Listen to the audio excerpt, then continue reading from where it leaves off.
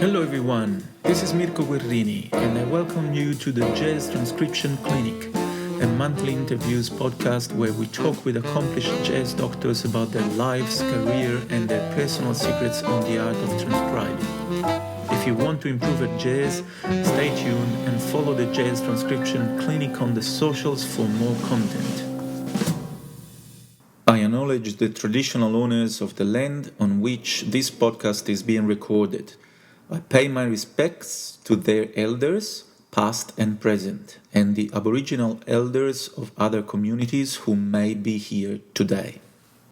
Hello everyone and welcome to another episode of the Jazz Transcription Clinic Podcast. Today is a great honor and I'm extremely happy to have the opportunity to interview two guys behind the YouTube channel called Let's Transcribe. And when I bumped into their channel, I thought, would it be great to have the opportunity to talk about transcriptions, because they have been very proficient and very successful with their YouTube channel that is solely based on transcriptions.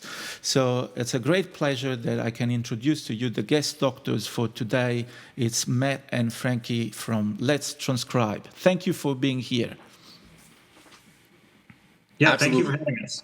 Yeah, it's great to be here. Thank you very much. So I believe you live in two different places. Yeah, Frankie, do you want to elaborate on that at all? Sure, I will elaborate. I currently live in Cincinnati, Ohio. Matt also lived here until, 2 months ago, maybe? He moved all the way to Los Angeles, California. It's true. That's where the so we were business next door neighbors. That's where the business is, Matt. That's why we're picking up the pace. We got to keep up with the city, you know? So. We were next door neighbors. We've known each other since high school. And we've been close friends since then. And we started this channel together, 2.5 years ago, maybe? Yeah, about that. And I think we have over 250 transcriptions that are complete now, as well as playthrough videos and lessons and all types of stuff. So you guys are really serious. It happened just the other day that I was asked from the University of Melbourne, where I teach, to do a small workshop on transcription for the students. And I was trying to convince the students that, if you put enough effort, you can even make transcribing a job. And you guys are actually the demonstration that that is true to some extent. yeah, we're definitely trying. I think we could probably take some more commissions. So if there's anybody out there that's interested, please do let us know for sure. But we're doing our best. I think Frankie can attest to that as well. So. Good. So without any further ado, I think we should dive into the questions. And the first one is, why do you transcribe? Oh, that's a Frankie question, for sure. That is a question for Frankie. Yes. So I do most of the transcriptions. Matt does most of running the channel. And luckily, I just get to transcribe and then send it off to him.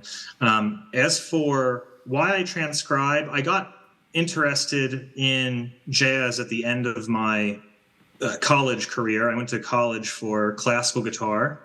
I got my bachelor's and master's degrees at the University of Cincinnati's College Conservatory of Music.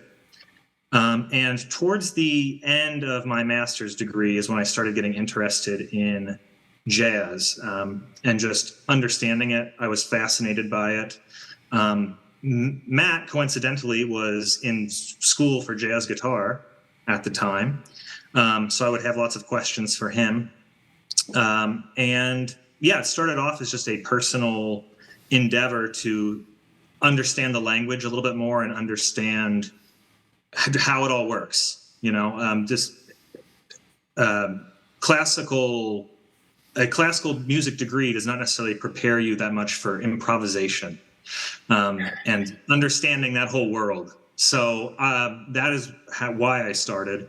And it has snowballed into, as you mentioned, sort of a little business going on. So I'm pretty much obligated to continue at this point. You're transcribing whether you want to or not at this point, right? Pretty much. And one more thing too to add to that, Frankie, it all kind of started. Wasn't it a jazz improvisation course or something at CCM that kind of like started all this? I thought you did your first like Miles transcription in that class or something like that. That is true. I took 2 jazz-related courses during my master's degree. I did take Jazz Improvisation 1, and I believe I took Jazz History 1 as well. And in the Jazz Improv class, part of the homework at one point, probably obviously, was do a transcription, or 2, I believe. So I did do 2 Miles Davis transcriptions. I think they were both off of Relaxin' with the Miles Davis Quintet. I did Solar and If I Were a Bell, which is a tune that I love. So that is sort of where it all started. And yeah, just kind of continued to pick up from there. That's good. I believe that, everyone has a different, starting point, but it's funny that Miles is quite often the first person that people start to transcribe. Maybe because it's not too difficult in terms of rhythm and notes, especially, if you pick certain periods of Miles. Miles was like a chameleon. Yeah. He changed so much in his history. And just the other day at that workshop, I mentioned that also Chet Baker, for example, is another great start. But maybe we can talk a little bit more about it. And when you transcribe, what do you expect to bring home with a transcription? Now, you can even elaborate a little bit how you saw a kind of job opportunity into it, but also, on your genuine desire of learning something. Yeah. So I'll take the. Yeah, no. I'll just say with the job opportunity, it was just a matter of we saw so many awesome channels on YouTube, and Frankie and I are always passing content back and forth with one another. And so that could be like anything from like, hilarious content we find online, but in a lot of cases it's music as well, right? Or music related. And so that's kind of where the business thing came in mind. I was like, wow, all these people have these channels and they seem to be making some type of living or additional income from them. So we should try to do that. And then I saw Frankie just how skilled they were at transcribing, how talented they were. And I thought, maybe that's a good place to start. And so we started looking around on YouTube, and we saw other channels that were gaining success and traction. And that's how we decided to do it from that perspective. Now, as for the rest of that question, that's all Frankie for sure. So. Yeah, like I mentioned, it started off as a personal thing, and it still is, not that the channel is secondary to what I do, but every solo I do is generally one that I want to do.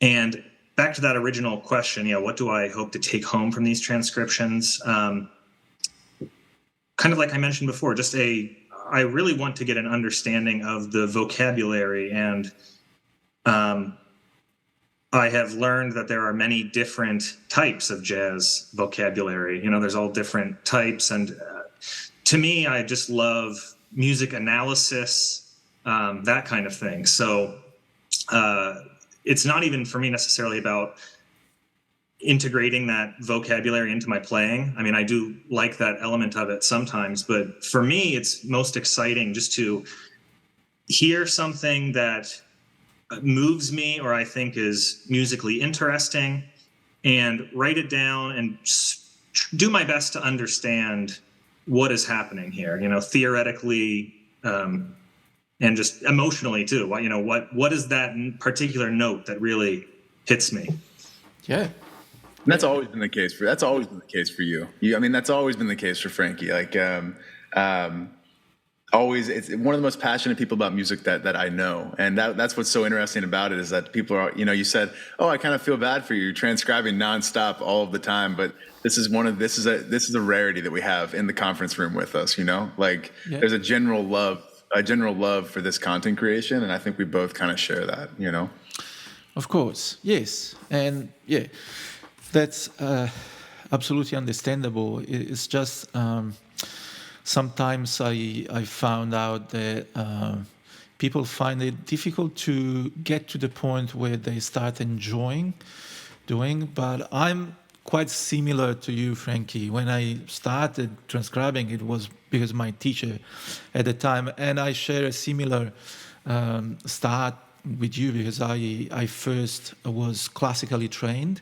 I got my master's degree in classical saxophone first, and then I got injected with a jazz virus, and wasn't infected, and is non. And it spread. It's non-reversible illness. There's no cure. There's no cure. No, I tried hard, but nah. There's no antibodies for that, for sure.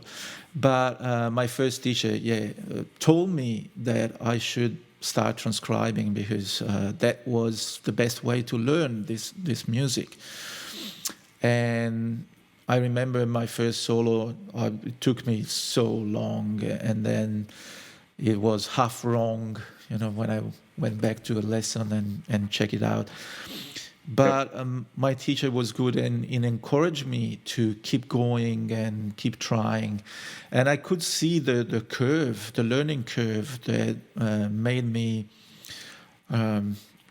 becoming better and better and better. So one of the advantages of transcribing is also that your musicianship becomes much better, and your musical awareness of things that you hear, which in any case when you play jazz are essential, that you are able to hear things when you play and able to respond to those inputs. And I could feel that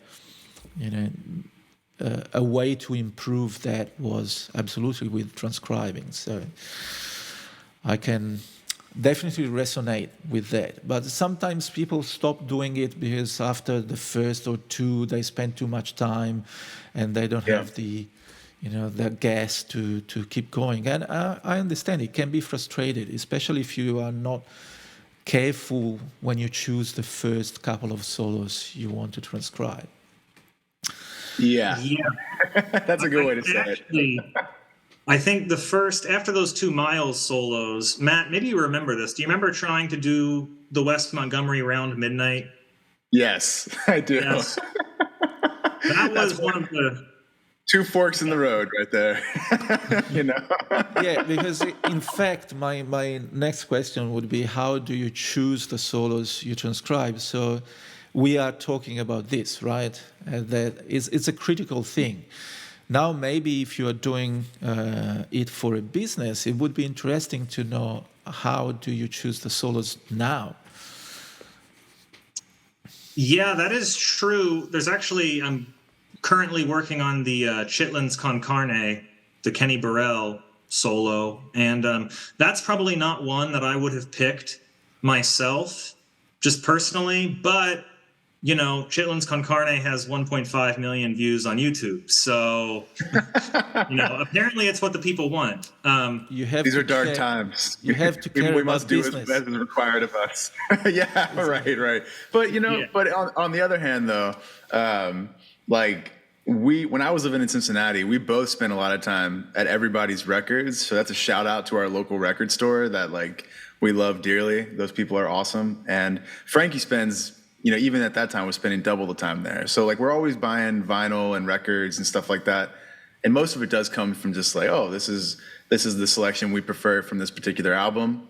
This is what we'll do. And we throw stuff back and forth as well. And we get lots of requests too, which, we get requests and occasionally commissions and stuff like that. So it's all over the place, I guess, Yeah.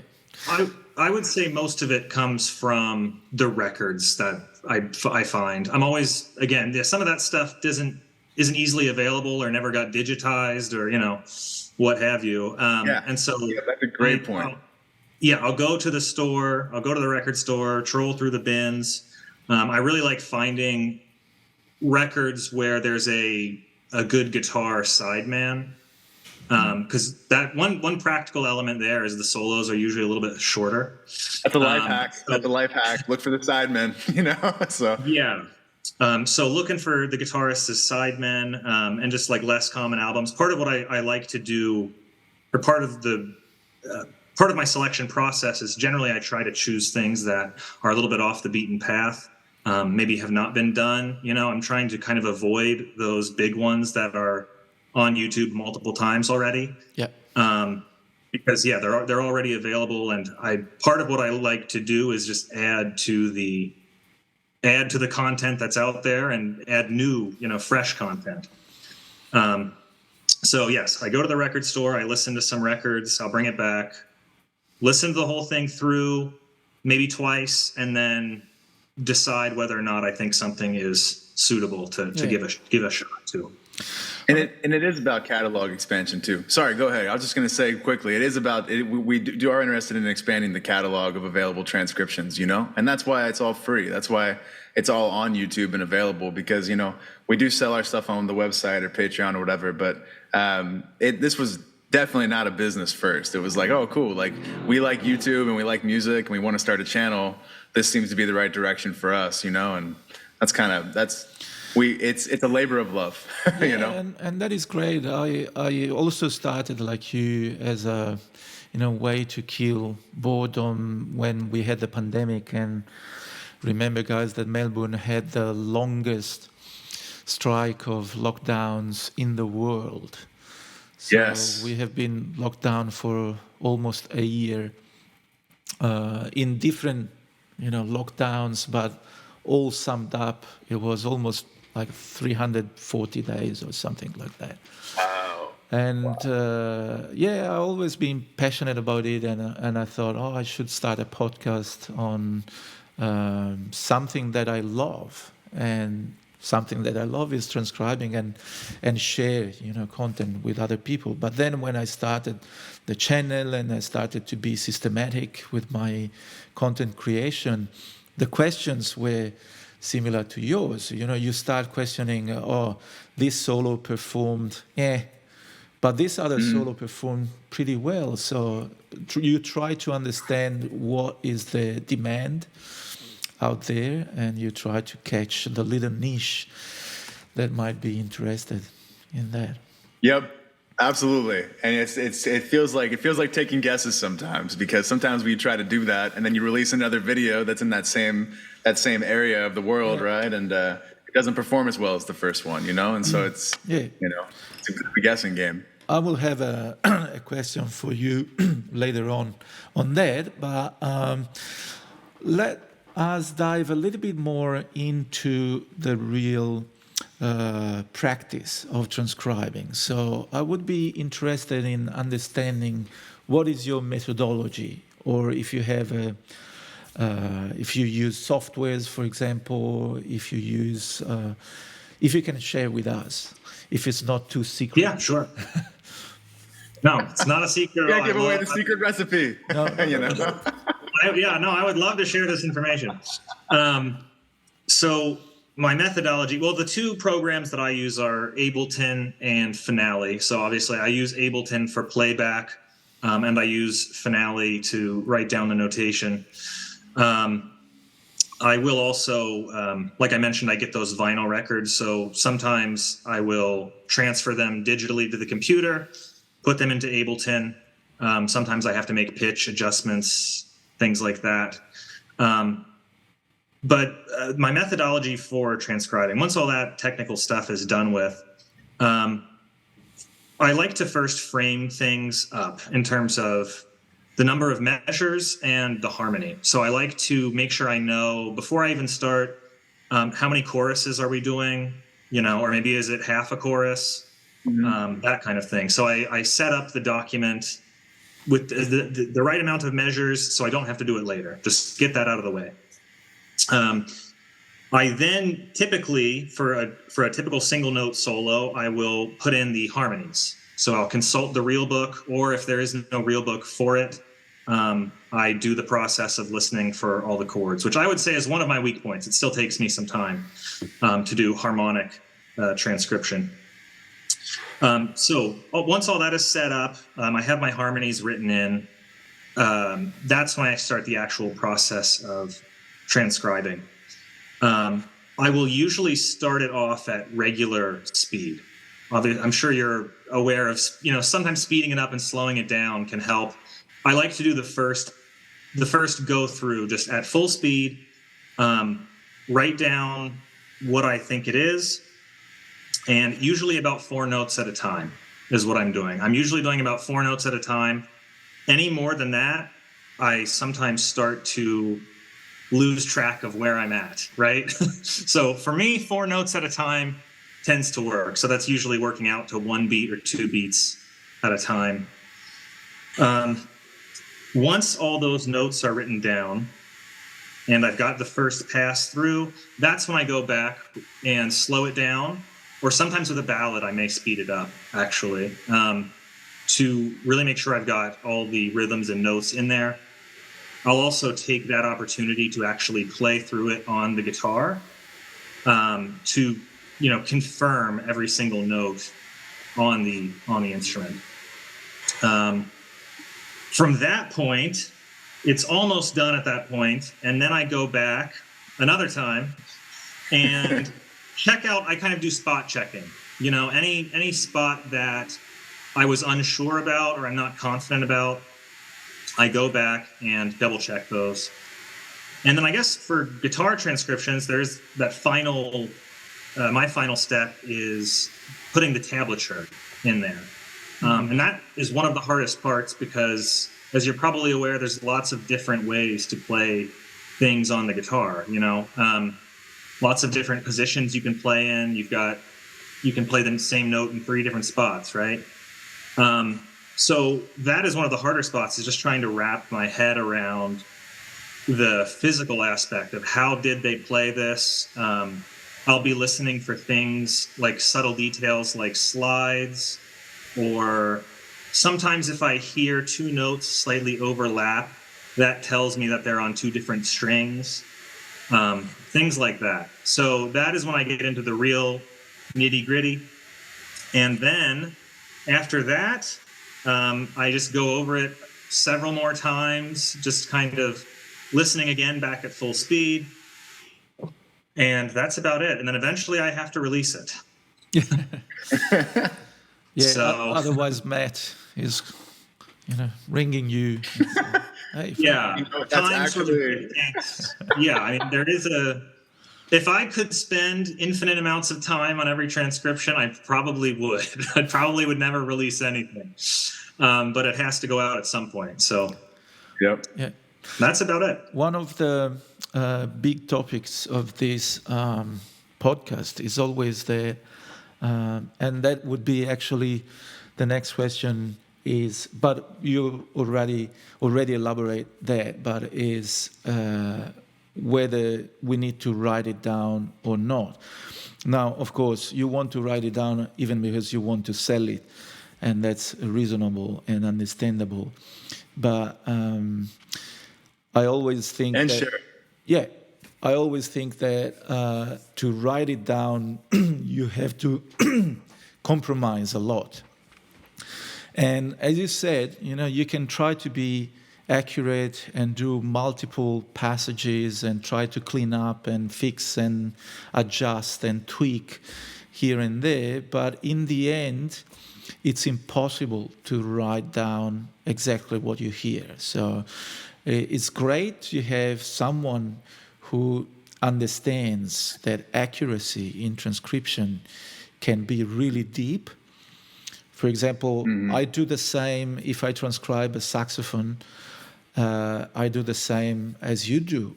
I try to understand the tonguing, for example, or whether there is a particular fingering used, or a false fingering for that particular thing, or the ghost notes, how they play. And sometimes I try to adjust my embouchure to try to get closer even to the tone quality of the player.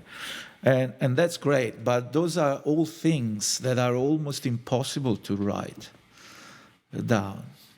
Yeah. Even in, back to classical music for a second, even in a classical score, there are nuances that it's just impossible. It's an imperfect system. Yes. And one thing that my professor in college said that's always stuck with me was you need to get past the score. And that has always stuck with me. And I try to make it as accurate as possible.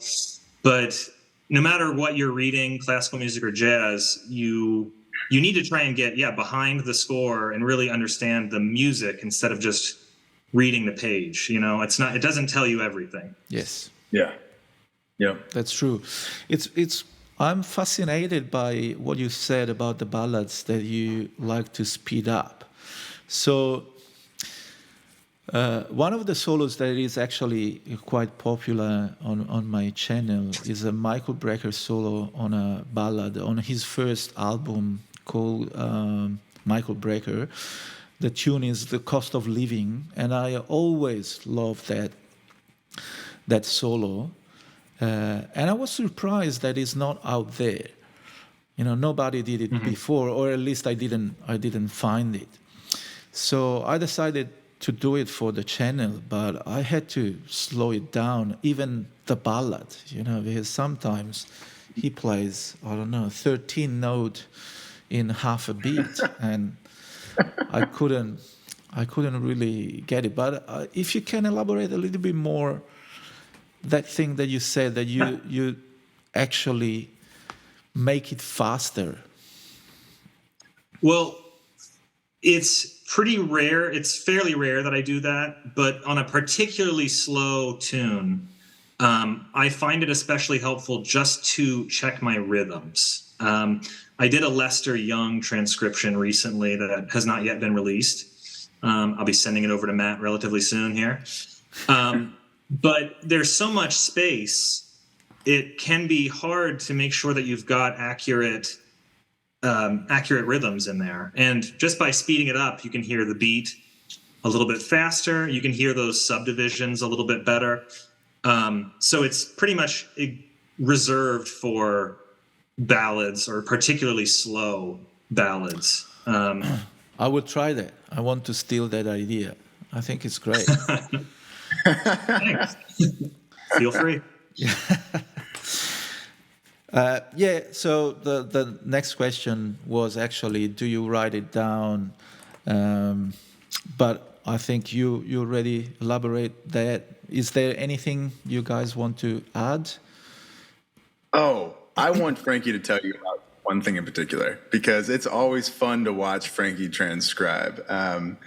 Dude, explain to them your interaction with the software and just like the constant spacebar thing that you do, because I think that would actually be very helpful for people that are trying to transcribe. It's actually like that's literally how you do it, and I would feel like we were doing a disservice if we didn't explain that, because not only is it awesome, but it's also entertaining. So could you explain that a little bit too?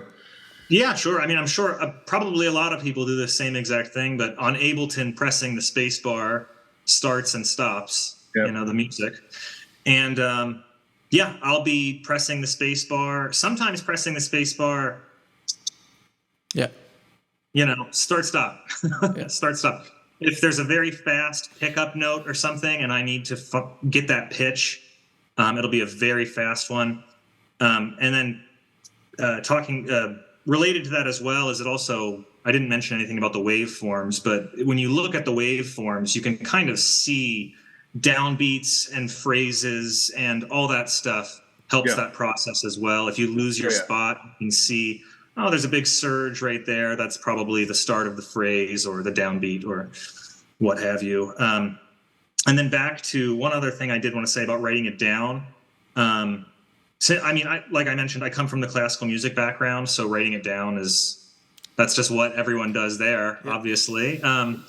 But I have also, if I don't write things down on a long enough timeline, I will forget them. Doesn't matter what it is, doesn't matter how well I know the piece. Yep. If I don't have it written down, I will eventually forget it. So it's for everyone else, but it's also just for posterity for me, because I want to be able to go back and, I really liked that solo. Let me pull it up. Yeah. And the focus is so interesting. Watching Frankie is underplaying their ability to hone in and focus for long periods of time. That is the thing that is most impressive about their workflow to me is, it's like in some cases we're talking start and then, the exact same process for 8 hours without any, and maybe a water break. You know what I'm trying to say? Not a whole lot of stopping. And so that's really what's most impressive about their proficiency. I truly think that's amazing. And that's why it's so interesting to watch them interact with the software, because it's just staring at the screen and pressing that same button and working on small segments, as they mentioned previously, the 4-note segments. Another thing I want to add as well that has not been added is that if you're not transcribing in a digital audio workstation, I think that is an awesome thing to do. I know there are transcription softwares out there, like I think there is one actually literally called Transcribe, but Ableton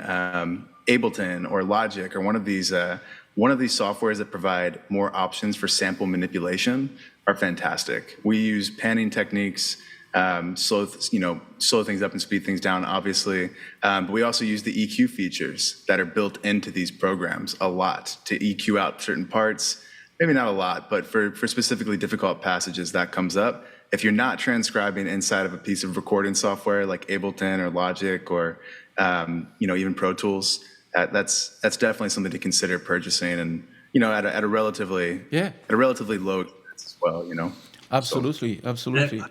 Not to keep going on this, but one final thing about that is one function that I use on Ableton quite a bit is the splitting the stereo. So if it's a stereo recording, I can split, and just listen to that one side where the guitar is heavy. And that really, really makes things a lot easier, especially if it's a heavy split. It's night and day. It really is. Ableton gang. Ableton's the best. I love Ableton. I'm a Logic person, but I started using about a year ago an online platform called Soundslice. I don't know if you have seen that. And it's great. Maybe we can talk off the record about it if you want to. I can show it to you because I found it really... We can talk on the record. We want to hear about you. We're going to start asking the questions. No, because Soundslice is not giving me any benefit for doing fair enough. publicity. Fair enough. I'll try again to contact them. I think it's a great platform because all the tools that you described, Frankie, are actually on the platform. And the other thing I like about it is that it's online, so I can access from everywhere, right? Even on the phone or the iPad. If I'm, traveling, I can easily go online and keep transcribing a little bit. And then you can type the music into the platform and you can sync any track with the actual music. And you can slow it down, you can loop section, you can transpose in any key the chart after you've finished. It's very powerful, and they are a great business, apart from the fact that they don't like people trying to support them. But anyway, it's great because they keep improving the platform. About every week I get an email from them with some new features or new stuff. I will show you shortly after we finish the interview. But I wanted to say something that, of course, I'm much, much older than you guys. I'm probably 274 years older than you. Wow, that's very impressive. You know? Yeah, I'm doing well. That's impressive, yeah. Absolutely, yeah. When I started transcribing, I had cassettes. We didn't even have CDs. I was one of those guys who saw the CD coming out. But awesome. Before that, I had vinyls, as you said, and because my father was a musician too, and he had a very big collection of jazz vinyls. So what I was using to do is what I do now on Logic, is a copy and paste process. So I was selecting the solo, or even like the first chorus of a solo, and then transferring on the tape multiple times. Oh, wow. Like 6-7 times in a row, just the first chorus. And in the cars, of course, back then, we didn't have CD players, but we have cassette players, right? So I had my cassette with my solos, and while stuck in the traffic, I was, listening to the same solo like 6-7 times in a row, start singing back. And then the CD came. And similar to what you said, Frankie, it reminded me of, I had this, it was a Pioneer CD player, where, I don't know if it was a Pioneer thing, but when you hit the pause button, it went back like half a second. So by pressing the pause button and then pressing again and stop, you could actually loop like half a second or 1 second, right? And I found it very useful. So sometimes I was transcribing note by note by doing ta-da, ta-da, ta-da, and then a little bit more ta-da, ta-da, ta-da, right? And it was similar to... It's the exact same thing. Exactly. Absolutely. You have to, work out ways and source out the most helpful, things. And then the Philips released their CD players, which had an A/B function. I don't know if you have ever seen, probably I'm talking about prehistoric technology. Yeah, I'm not sure I have. For you, but you know that now on the phones there are some apps where you can upload a track and you have an A/B function. You select the point A, point B, and you can loop that. You can slow down that part, which is basically what all those softwares do, like Transcribe. You select the portion and you loop it. And that CD players from Philips, I think they copyright that little piece of technology. There was a button called A/B. You press 1 and you put a marker on where you want to start the loop, and then you press it again and it drops a B point and it starts looping that section. So that was my upgrade into my transcription process. Nice. Right. Nice. That's quite an upgrade, actually. Yeah, it was good. And then, of course, the computer came, but it was bad. I remember the first versions of Logic were not running properly, and it was a drag. Well, now everything seems so easy. But anyway, it was good to have your insight. And it's interesting that everyone choose their own methodology, and because at the end of the day we have different listening. So I guess what works for you might not work for another person. So that's great that I can talk to a lot of people and understand that there are multiple ways you can achieve the same result. Mm-hmm. Yeah, I think that's an important takeaway. What do you think about that, Frankie? I agree. Yeah, I actually did listen to one. I'll probably listen to some more of these previous podcasts, because I listened to one just to kind of get the lay of the land, and I can't remember the name of who it was. I believe it was the last episode that was released. But it's very interesting to hear all the different takes and all the different techniques and just styles of listening and of transcription. Absolutely. And thanks for watching the podcast. I know it can be, not many people, I see from the stats, not many people watch, an entire episode, but I try to break down. No, not many people watch all of our stuff either. Not many people watch all of our stuff either. It's okay. It's totally fine. Everything has to be quick and fast. And guys, do you still practice your own transcriptions, or you don't have any more time to do it? I'm definitely low on time. As you've probably seen on the channel, we are trying to get more playing videos out. If there's a solo that I particularly like, or I think that I am particularly suited to play, I will work on it for maybe a day or two and then try and get a good take, get it recorded. I'm not necessarily going for perfection. It's more, for me, more of a proof of concept. I want to get at least close to the tempo, but it definitely eats into your time. It takes a lot of time to work one of those up.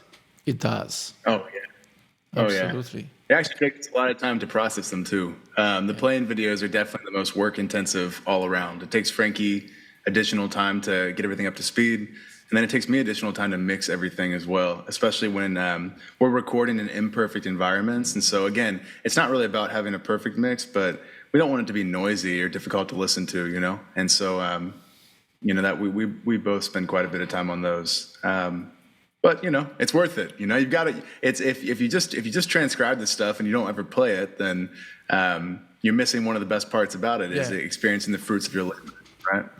So, Matt, do you know now that you are in the high end of the music business in Los Angeles? yeah, right. Have you yet bumped into a guy? It's a good friend of mine. His name is Giulio Carmassi. No, I've not, and I'll tell you why. To be honest with you, I'm not that invested in the music business outside of Let's Transcribe. I do a lot of my own audio production, so I'm working on electronic music quite a bit, but that's completely a solo endeavor. And then I take those skills and apply them to Let's Transcribe, mixing the playthrough videos or the lick videos, or helping Frankie come up with additional ideas for content. That's another thing I'm responsible for. And so I have not. But who is this person that you're mentioning? Who is it? This person lives in Los Angeles. He's multiple instruments, and when I say multiple, you can think everything. He plays everything, and he does it quite well. Cool. Very cool. And I interviewed him for the podcast, and I was curious to know about the story because he, probably 4 years ago, he did a tour with Pat Metheny. Wow. Right? As Pat Metheny called him to do a world tour with him. And he got the gig because he was very good in transcribing. Interesting. Yeah, so that's another thing that it can happen when you invest a bit of time trying to improve your transcription skills. And if you search up his name, you will bump into one of his videos. He does those videos like Jacob Collier, right, where he plays everything. Even though he started before Jacob Collier, so I have to give him credit for that. And he actually made a video of Pat Metheny's First Circle. The tune. Cool. Yes. And so he spent a lot of time, even because he wasn't that good or proficient on acoustic guitar. So he spent literally like 4 months learning the introduction. Are you familiar, Frankie, with that track of Pat Metheny? I'm not actually. I'm not familiar with that one. It's a beautiful tune that he released on an album called First Circle a while ago, probably more than 20 years ago. And it's, odd meter. I think it's in 11/8, and it's very elaborate. The arrangement is incredible. And my friend Giulio, he transcribed everything and played everything. Drums, bass, keyboards, singing, horns, saxophone, and then guitar, of course, electric guitar. And is that how Pat became aware of him? Is that how Pat Metheny became aware of him? Yes, because I think this friend of mine was friend with Will Lee, the bass player. And, cool. Willie was friend with Pat Metheny, and he said, "Oh, you have to look at this guy. It's a friend of mine. He's crazy. He's doing this thing." Yeah. Wow. And he called my friend and he said, I want you. You still have to audition. But I would be very happy to spend some time with you. And he got the gig. So you never know. Now, Yeah. I mean, if you're getting called by Pat Metheny, you're doing something right. I mean, exactly. Yeah, absolutely. And now this friend works for Hollywood, of course. He does a number of soundtracks. And I know that his latest work is a movie with Demi Moore that he scored. Oh, cool. And together with the production, they decided to go with a soundtrack with a full jazz big band sound in it. And he simply played everything. So wow. He did, one man solo job, and he recorded everything. And wow, man. Wow, that is so cool. Yeah, you have to check him out. He's great, and he's a funny guy. He was, studying with me. He's a bit younger than me, and he was living in Florence. I'm from Florence in Italy, and he came to get some harmony lessons of me. So, really? Yeah. Man, what an interesting story. That is such a winding road. You know what I mean? That is very, very cool. He's originally from Pisa, and he moved to Florence, and we spent some time together. And then he moved to America. I think first he went to New York, and then he moved to Los Angeles. Yeah. Oh, cool! Awesome. Yeah.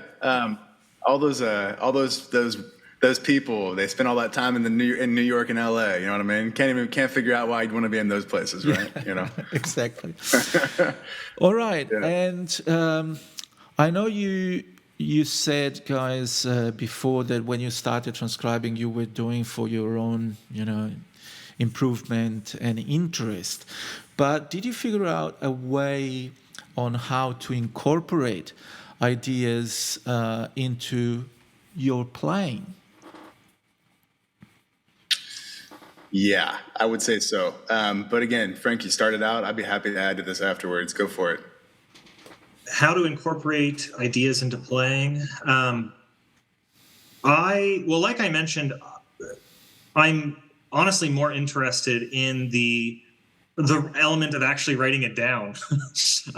When there's a lick that I particularly like, I will learn it on the neck, just like everyone does on any instrument, different positions and different places. And of course, you got to know what changes it's going to go over as well. But for me, it's just hearing a lick that I like in particular and playing it a lot, getting it under my fingers. And then, of course, you've got to apply it to the tune, and when the time comes, you've got to be ready to play that lick. So that's about it for me on that, I think. Sorry if I interrupt you. You said the right thing, but I think you need to add to that, when the right time comes, it means that you can't just play the lick because the chords are offering you that opportunity. You have to wait for the right time, means that the context has to be right. Right? Am I right? Yes. You're absolutely right. I mean, there's really nothing else to say. You're right. I mean, no, because sometimes we hear a lot of people saying, "Oh, you have to take this lick, practice in 12 keys, and then you will be ready to go." Actually, I never do that.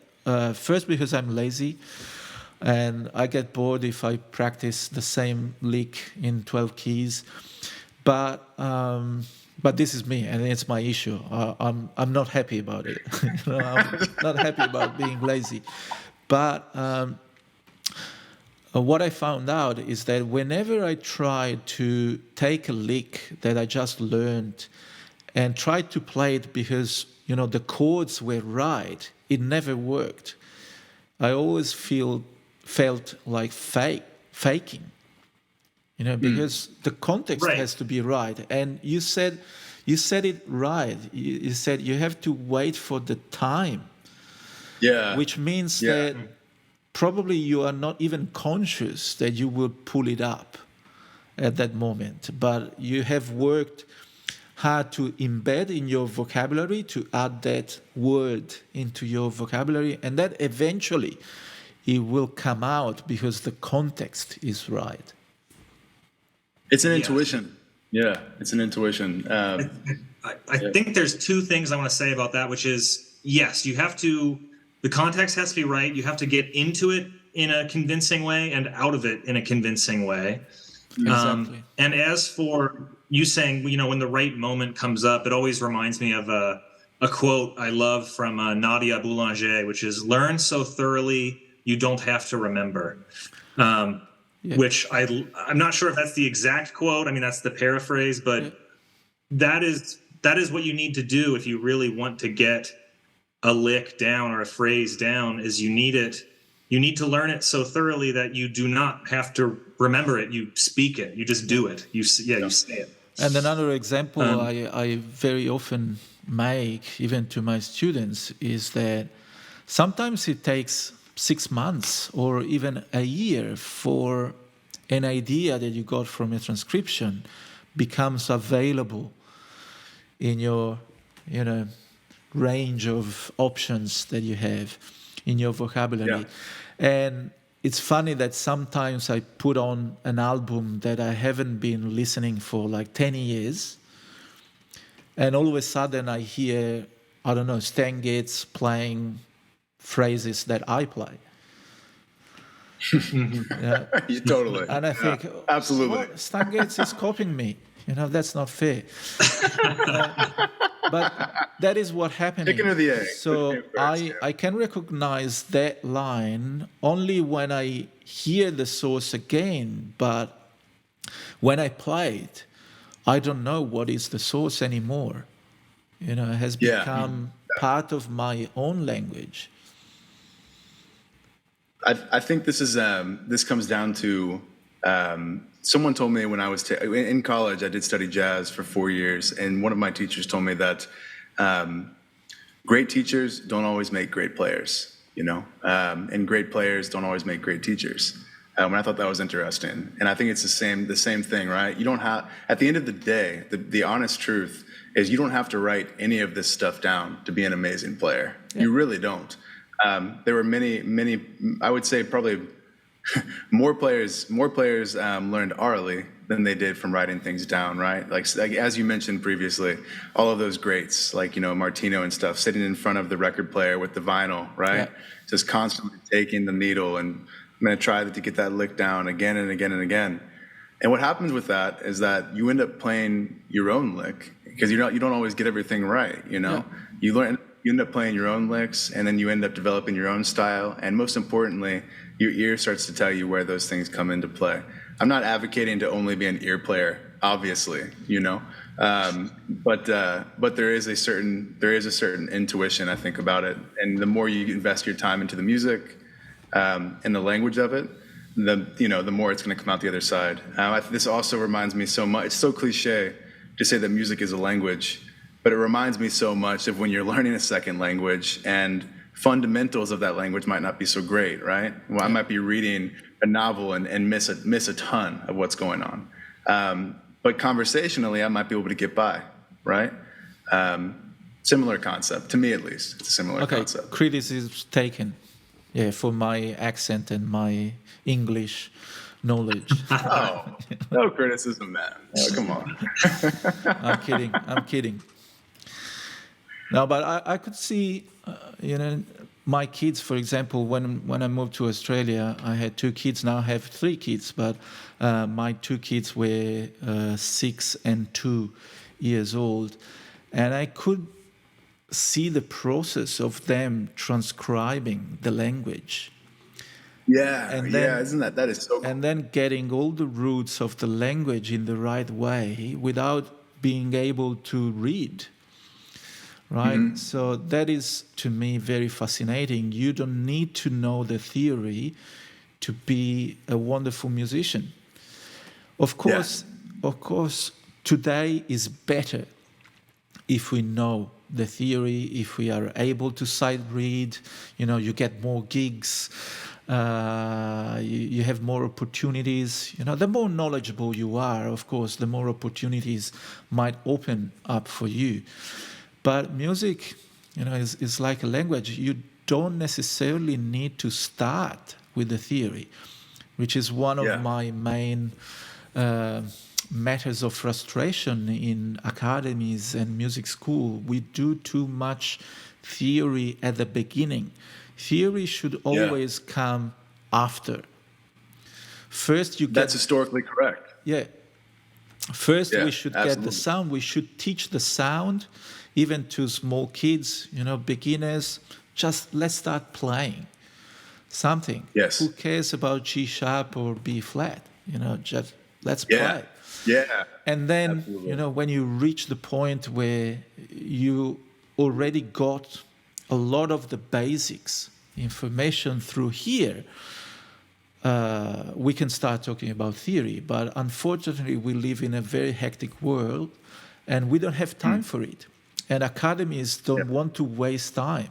They need to graduate a person in 2 years, 3 years, and off you go. Pay the fees and come on. So, keep those tuition coffers full, right? Yes. We gotta go. We need that money. Yeah, absolutely. And the most efficient way to do that in a short time is to put everything on paper, and you say to the student, you have to do this. Goodbye. See you next week. Right? Yeah. But that's a bit sterile. Yeah, no, absolutely. Well, and another thing that it hits on as well, I think this is what school is so great about, is that even though first off, I completely agree with you. I think that the playing and the listening and becoming engaged with the music should always come first. There's nothing worse than when you meet someone who has put the theory before the playing, and they can talk around it. They'll talk you to death about music. But then you sit together and it's almost like, do you even like to play music?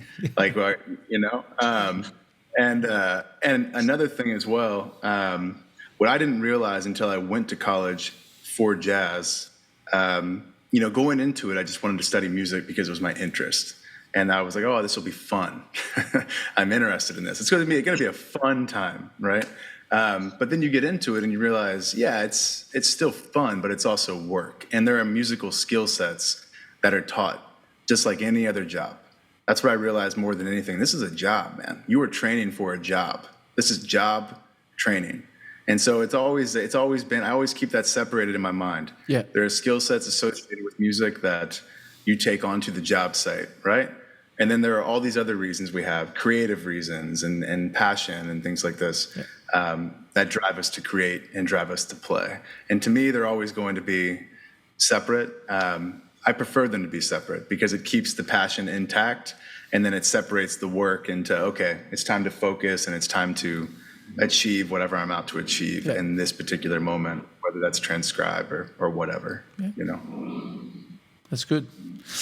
I think now we get towards the end of the podcast, so we need to bring the level a little bit to the ground, otherwise too intellectual, too interesting. We don't want that. So I have to. This is the highlight right here. This is the highlight we're going to post, right? You know what I mean? So we got to get active right now, guys. We got to be entertaining. Let's go. Exactly. So the last two questions are a bit funny, And the first one is, who was the most difficult player you transcribed? I knew that this question was coming, and I know my answer. You did the homework. It's got to be Tal. Yeah, it's got to be Tal Farlow. Oh, wow. Oh yeah. I think it's got to be Tal Farlow because his playing it's very unique. It's very bebop, but it's very unique. So he's got his own type of licks going on, but he's like the Rachmaninoff of jazz guitar. He's about those hands. He's got huge hands, and he's able to, I'll think he's down in fifth position, which, if you hit a low A on guitar, you got to play it at the fifth fret or the open string, and then he'll suddenly be playing something up on fret 15, and I'm trying to figure out how did he make it up there? What's the logic here? And I'm not sure that I have really found it yet. I'm still working on understanding. I'm still trying to understand Tal Farlow. Well, you made the perfect example, because sometimes body feature can really change the way you produce music, and that's another burden that we face when we transcribe, that sometimes, wow, how can you do that? Yeah, absolutely. Yes. And and everyone's using different fingerings, and even if they play the same arpeggio in the same position, they may be using different fingerings that allow them to get in and out of it and things like that. And to me, Tal Farlow is still one of my biggest mysteries. Right. I'm still working on Tal. To add to that, I think another one that we've talked about before is Wes, just because of the tone of his guitar. It's difficult to actually hear it in the mix sometimes. Yeah. And that's something that, from him using the thumb to attack rather than the pick. Yeah. And I think that's something as well. Some really old recordings are also like that, where it's like, oh my gosh, I can't even hear what's going on, Yeah. As well as his octave playing is tough to figure out, because octaves on the guitar are not great, I would say. Yeah.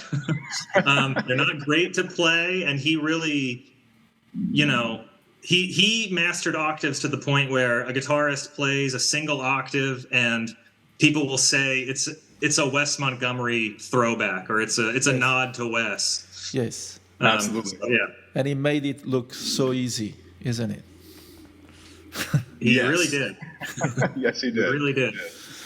God, he was one of the best, man. I love Wes Montgomery. That was my just as a quick footnote, that was my introduction to jazz guitar. Wes, I'm sure it was the introduction for many people to jazz guitar. What a phenomenal player, and human being. He seemed like such a nice person as well. The fact that he trained guitar late at night while he was working a factory position to support his family.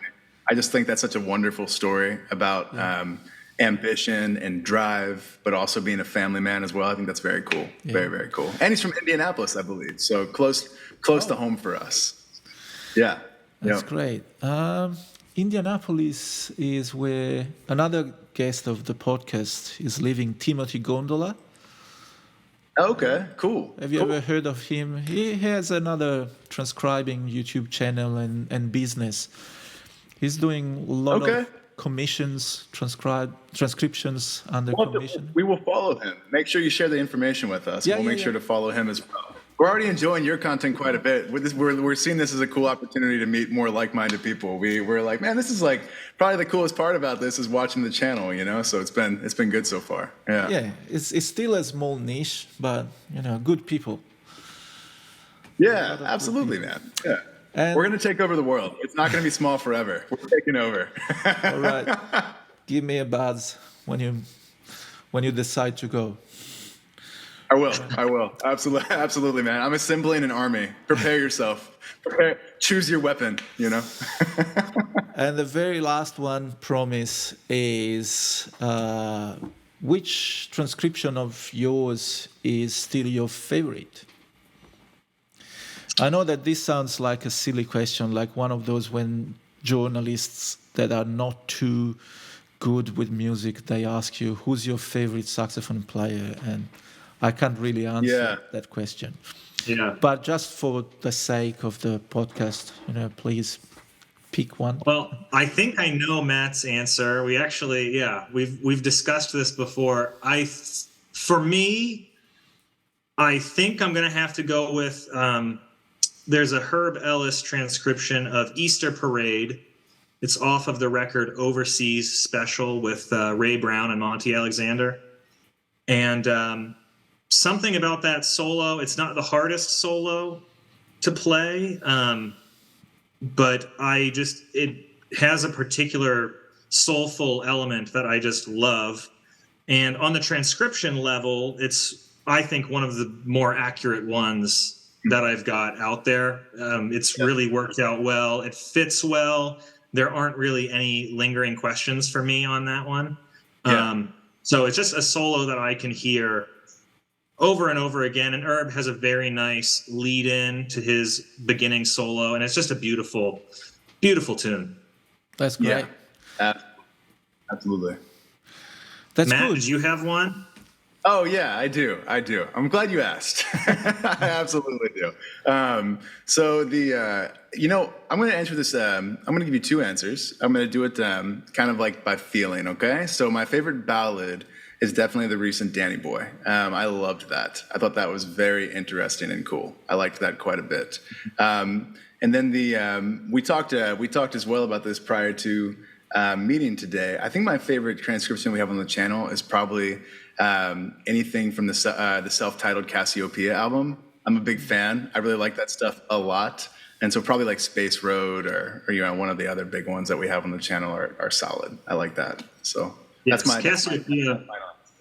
Cassiopeia is fantastic. And Matt, I just want to point out that Danny Boy that you mentioned is another Herb Ellis solo, and that is from the record Windflower, which we just recently got to, and it's a beautiful, beautiful record. It's so cool. I was listening to it in its entirety the other night, and it was a good recommendation. It's awesome. I would highly recommend it. Yeah. That's great. So, Matt and Frankie, I really don't have words to thank you, and I'm pretty sure all the viewers will enjoy and will have fun as much as I did spending this time with you. So thanks from the bottom of my heart to both of you for spending the time with us. I will put the links to their channel and their website in the video description and podcast description. Please like and subscribe to the channel and keep the transcribing community alive and healthy. Thank you. Thank you, brother. Thank you so much. It was an awesome time. Thank you very, very much.